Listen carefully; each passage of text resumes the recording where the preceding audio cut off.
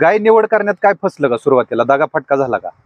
गाय निवडण्यात तसा दगा फटका काय झाला नाही. आम्ही एक पहिल्या सुरुवातीला एक गाय घेतली, ती कमी दूध देत होती. पण आम्हाला असं वाटलं की ह्या गाय एवढे दूध देत असतील असा समज होता.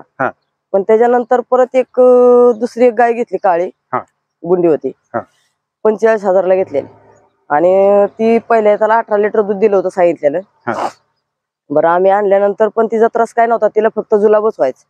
जुलाब इतकं म्हणजे ती रक्तच टाकायची मागे, एवढं जुलाब व्हायचं. तर एक तर आम्ही धंद्यात होतो नवीन नवीन, आम्हाला काय तिचं सुचा नाही, लय खर्च पण केला तिला. मग विकायला काढली तर व्यापाऱ्याने मागितली 6,000ला.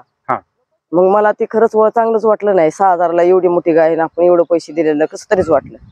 मग नक्की तिचं अडचण काय असेल असं वाटलं. ते शोधत मी तिचं शेण चेक केलं, तर शेणात ते आपलं कुटी केलेलं असतं ना, डबल पानाची कुटी, कडवळ, की आपला चारा मिळेल ते विकत घ्यायचा आहे म्हणले, आपल्या काय घरचा आहे का, कुठला वापरायला पाहिजे. मग ते शेणात मला असं तिचं डपलं दिसलं चाऱ्याचं. म्हणजे किती पचन जर झालं असतं, तिचा रोमत फिरला असता, पचन झालं असतं, तर ते शेणात असं डपलं शेणात निघालं नसतं. मग असं माझा अंदाज वाटला की ती जर तिच्या आतड्याला टोचत असेल किंवा काय होत असेल, किंवा तिला रोमताला गावत नसेल, असं माझा अंदाज वाटून मी काय केलं, तिला ऊस घ्यायचो ना विकत टनावर. मग ते ऊसाचं जे कुटी करताना मीच कुटी करते ना रोज.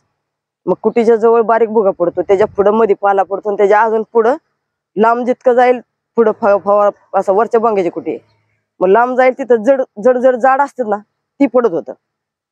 मग तिला मी तेच केलं.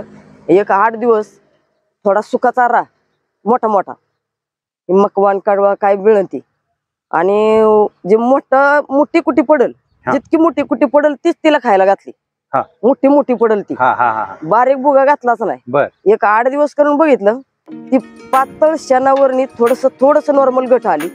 असं करत महिना गेला की ती पवटीच टाकायला लागली महिन्यात. एक महिनाभर तिची काळजी घेतली, त्याला तिचा आजारातच तिचं व्याध गेला अख्खं.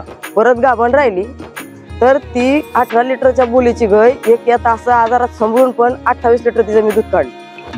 एका टायमाला 14 लिटर दूध द्यायची.